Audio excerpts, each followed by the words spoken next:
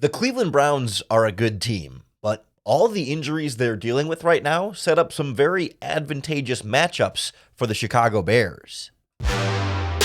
You are Locked On Bears, your daily Chicago Bears podcast. Part of the Locked On Podcast Network, your team every day.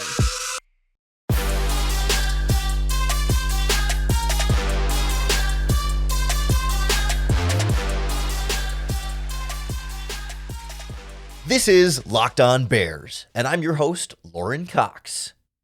You can hear me 5 days a week here on the Locked On Bears podcast. You can follow me on Twitter at CoxSports1. You can follow the podcast on Twitter at Locked On Bears. You can find Locked On Bears on any of your favorite social media platforms, everywhere you find podcasts, and on the Locked On Bears YouTube channel.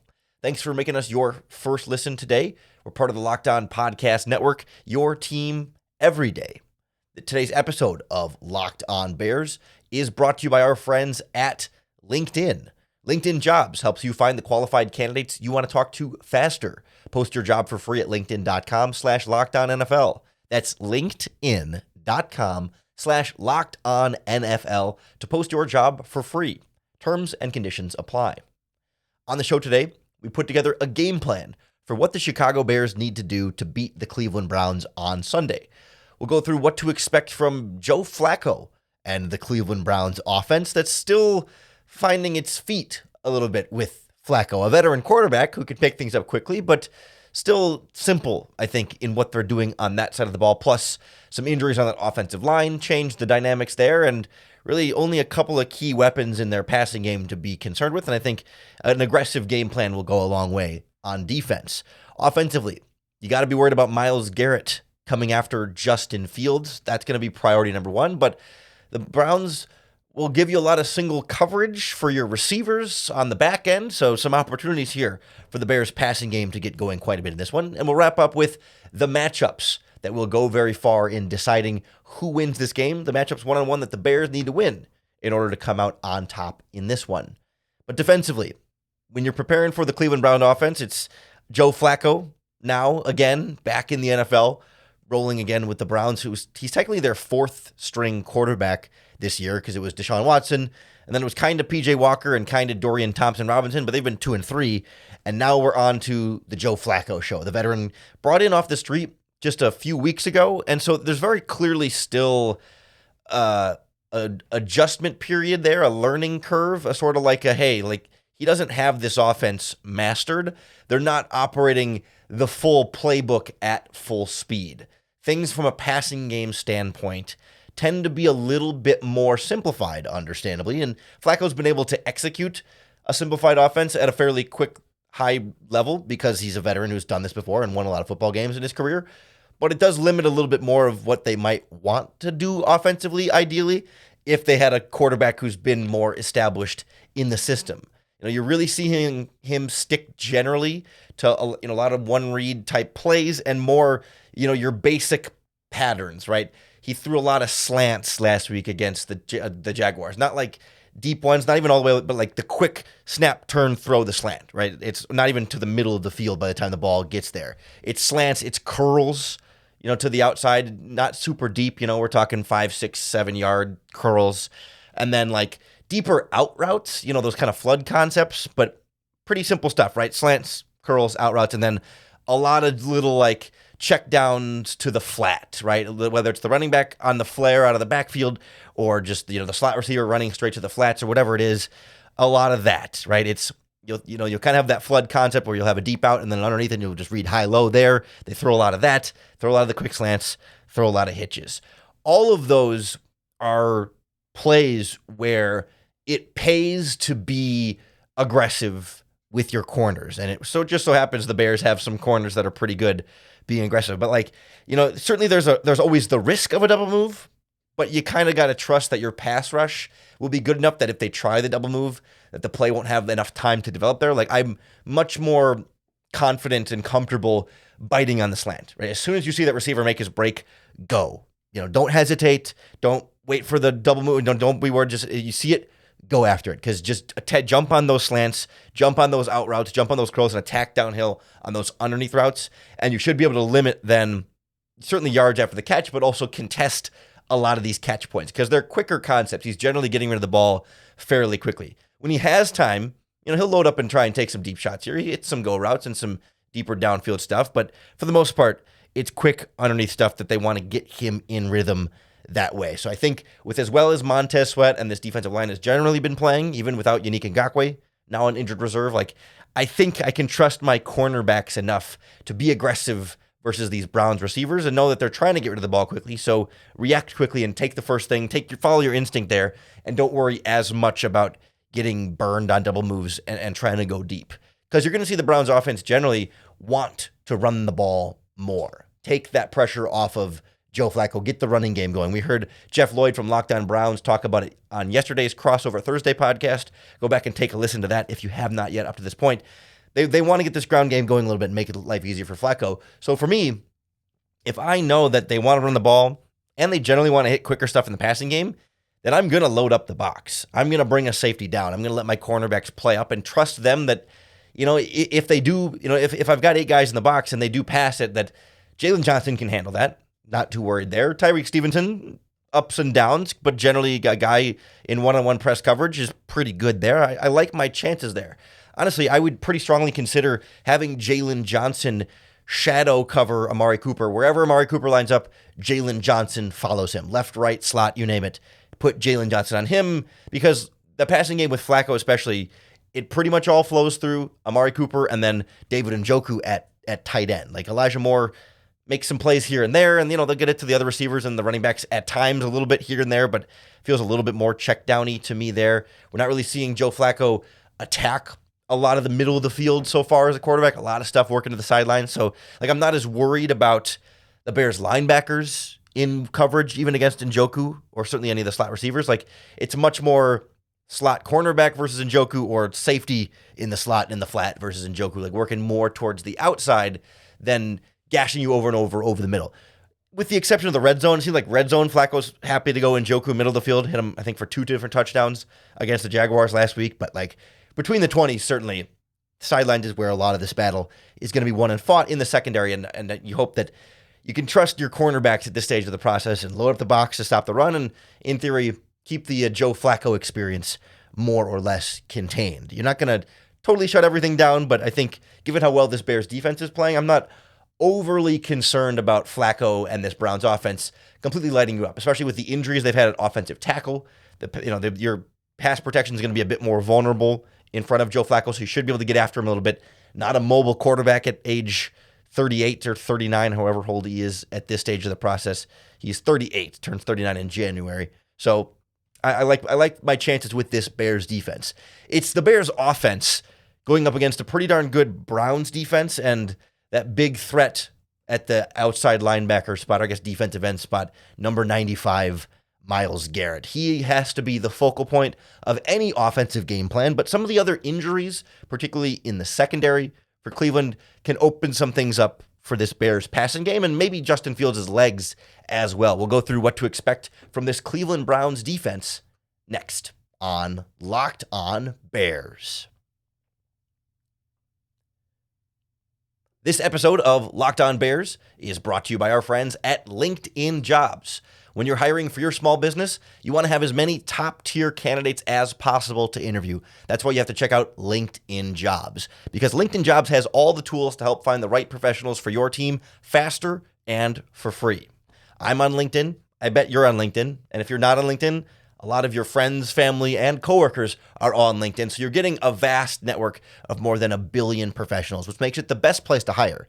And that hiring is really easy when you have that many quality candidates. It's so easy, in fact, that 86% of small businesses get a qualified candidate within 24 hours. And they know at LinkedIn that small businesses wear a lot of hats. You don't always have a lot of time or resources to invest in hiring. So they've got plenty of features that make it intuitive, quick, and easy. Post your job for free at linkedin.com/lockedonnfl. That's linkedin.com/lockedonnfl to post your job for free. Terms and conditions apply.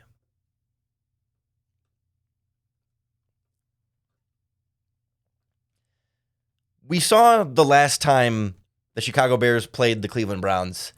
It didn't go particularly great for one Justin Fields. You might remember first career start, 2021, week 3 against the Cleveland Browns. Justin Fields sacked 9 times in that game. Myles Garrett had 4.5. Jadeveon Clowney, not there anymore, but Za'Darius Smith is there. He had 2, and then a few different other players ended up getting in on the action. But generally speaking, Myles Garrett more or less terrorized. I think that's probably a fair way to characterize it. Terrorized Justin Fields in that game. Now, that was back when I think Jason Peters started at left tackle in that game. That's where the Bears up. It was Jason Peters, Cody Whitehair, Sam Mustipher, James Daniels, and Jermaine Ifedi was that offensive line. So you weren't necessarily as confident in your offensive tackles then as you might be now, but still, not everyone is fully confident in say, Braxton Jones, and certainly Darnell Wright as a rookie. You never like your matchup there with a rookie versus maybe the best pass rusher in football, if not the second best pass rusher in football. That's where everything starts, right? Wherever Myles Garrett's lining up on a particular play, the protection has to be built around that. You're sliding the protection to his side. You're, at some points, leaving a tight end in to double team him, or at the very least, having the tight end, whether it's Cole Kmet or Mercedes Lewis or whoever, chip on Myles Garrett before getting out into their route on any play that the tight end is in line, and, ideally you motion in the Myles Garrett's side of the play. If the running back stays in, he's looking over to Myles Garrett's side. He's looking to either chip and release or stay in and try and double on that. Like, you always got to check on, okay, where's Myles Garrett and where is the help on Myles Garrett? He's just that good and that important. Even though he's been playing like a little bit injured this season, he wasn't practicing to start this week because just to kind of give him the rest, but then practiced on Thursday. So, he'll be good to go. He's just not 100%, but not a lot of players are truly 100% at this stage, and he's still really, really good.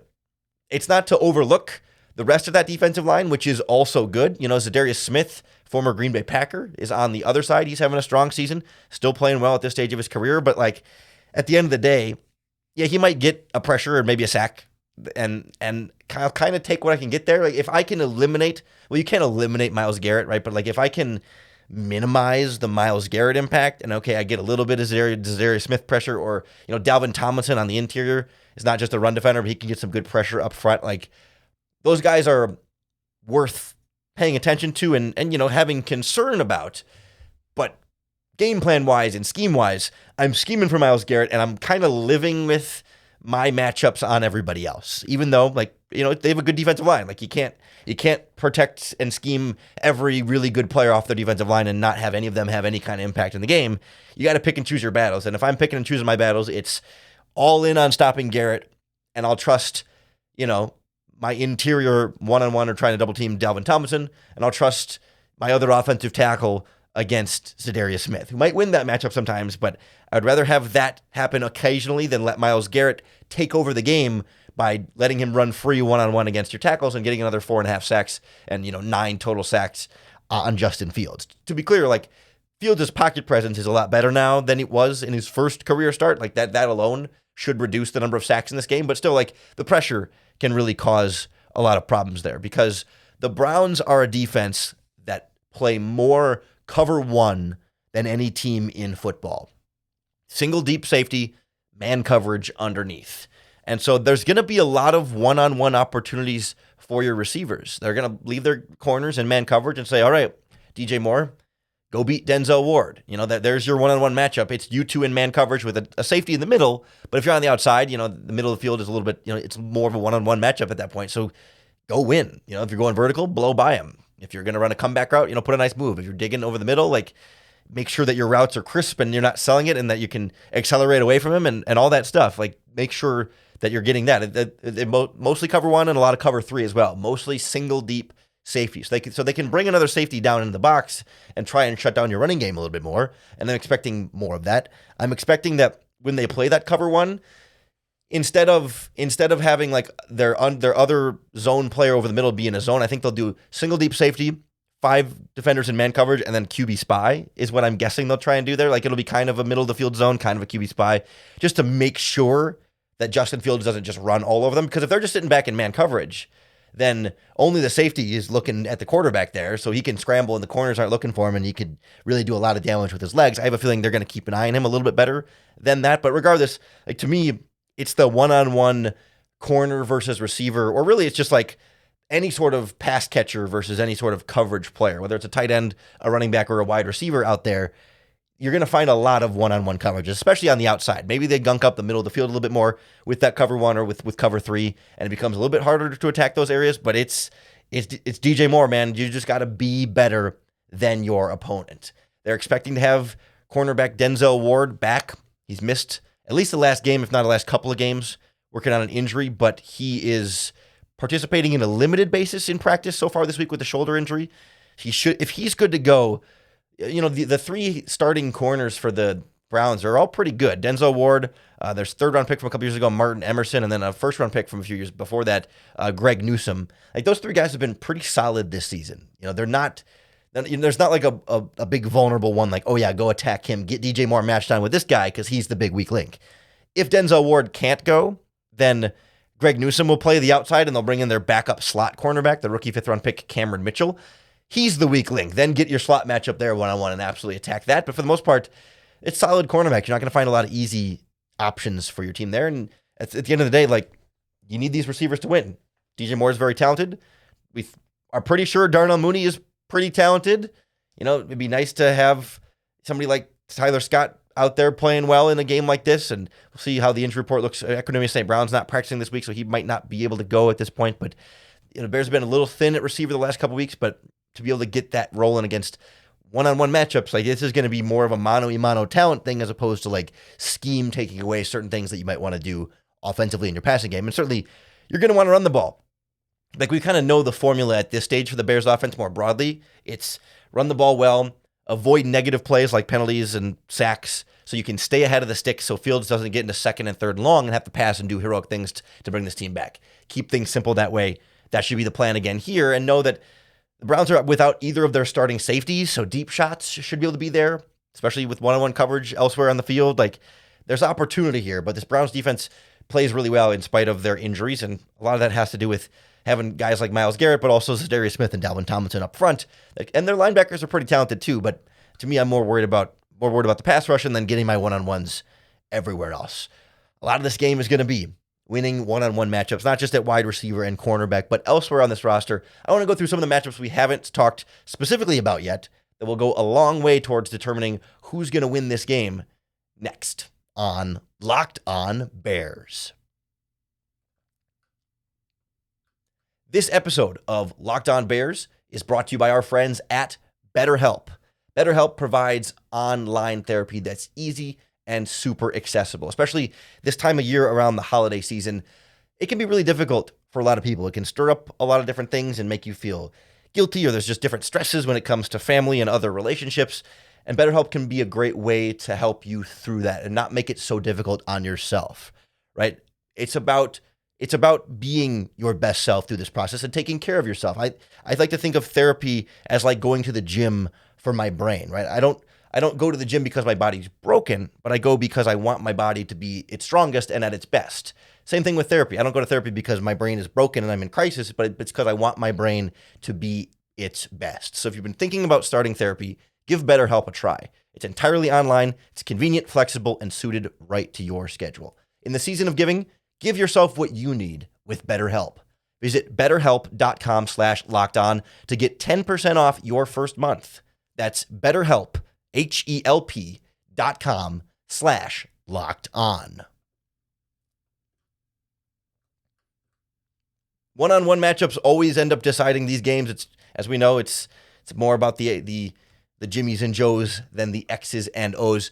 And we've talked about some of the key players in this game, but not necessarily all the key one-on-one matchups. And I think, first and foremost, when it comes to Myles Garrett, this is going to be the Braxton Jones battle for him. Myles Garrett does occasionally go against the right tackle, but the vast majority of the time, he's lined up over the left tackle. That's how we saw him get 4.5 sacks the last time he played Justin Fields 2 years ago. Like, this is going to be a real test for Braxton Jones. I've been impressed by Braxton since he's been back from injury.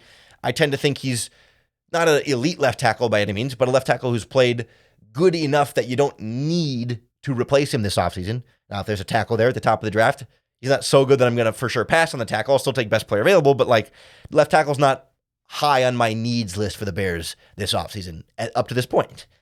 And Braxton Jones can go a long way towards solidifying his future job security by how he does versus Myles Garrett. Understanding that you should give him a lot of help and not just leave him one-on-one, but even with help. Like, it's still hard for a lot of left tackles to contain Myles Garrett with help. And it'll be a really good test for Braxton Jones, who has not faced him before, but there's a lot of tape on Myles Garrett, but even knowing what he's going to do isn't always that much of a help because he's just bigger, faster, stronger, and smarter than pretty much every tackle he goes against. So that's the Braxton Jones battle for sure is where Myles Garrett's damage is going to be done.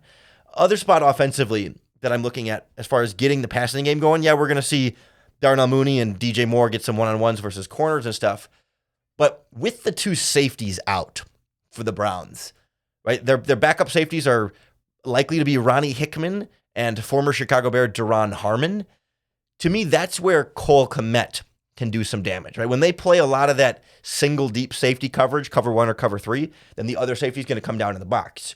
And primarily, depending on how you align formationally, it's going to be the safety that matches up more with the tight end because the slot corner is going to be on the side of the slot receiver. And if your tight end's on the other side or even on the same side, it's going to be the safety who's then left or a linebacker to cover Cole Kmet. And so working Cole Kmet in those matchups, not even necessarily always over the middle of the field, but even working to the sideline from the inline tight end position versus Harmon and Hickman, those should be some favorable matchups for Kmet to do some damage. We saw Evan Ingram have a really big game for the Jaguars in a similar position last week. Evan Ingram faster than Cole Kmet, more of an athletic tight end in that way, but still, we've seen Kmet do some damage before, and I think he could get some more favorable matchups there. If Denzel Ward is out and the Browns have to use their backup slot cornerback, Cameron Mitchell, then Darnell Mooney needs to eat against Mitchell because he's just not very good as a rookie fifth-round pick. He didn't play very well last week, and the Browns are really hoping to not have to use him. So that, to me, could be a fun matchup if Ward isn't able to go, but I'm expecting Ward to be back, and so then it falls more on Kmet versus the safeties than Mooney versus the backup slot cornerback. On the other side, though, I'm expecting the Cleveland Browns to aggressively go after Tyrique Stevenson. A few different teams have taken that approach over the course of the season, and it makes a lot of sense when your other choice is Jalen Johnson on the other side. And when we talked about Joe Flacco earlier, right, we said slants, hitches, outs, and then stuff to the flats. That's all generally outside cornerback matchup routes. Certainly there are you can run the slant and the hitch and the out from the slot, but like the areas of the field that those are attacking tend to be spots that are a little bit more outside cornerback focused. And so to me, wherever Jalen is, they're probably going to generally try and look away unless he's just super off in coverage and you think you can get one by him. But Tyrique Stevenson, the rookie who sometimes has gotten burned this season, if I'm the Browns, I'm trying to get Amari Cooper over there. If the Bears are shadowing Amari Cooper with Jalen Johnson, which is kind of why I might consider doing that, because I think they're always going to try and get it to throw it towards Tyrique Stevenson. So if they want to try and get Amari Cooper on Tyrique Stevenson, then you just have Jalen Johnson go wherever Amari Cooper is, and then Stevenson goes elsewhere so they can't get Cooper on Stevenson. So it might end up being Tyrique Stevenson versus Elijah Moore then, if you're shadowing Amari Cooper. But either way, I think Flacco's going to go after Stevenson, and for Stevenson to be able to win those one-on-ones consistently. And in theory, like when he's gotten burned this season, it's on double moves or plays that are later developing where it's like late in the play and then he makes a mistake there. But like he should be good.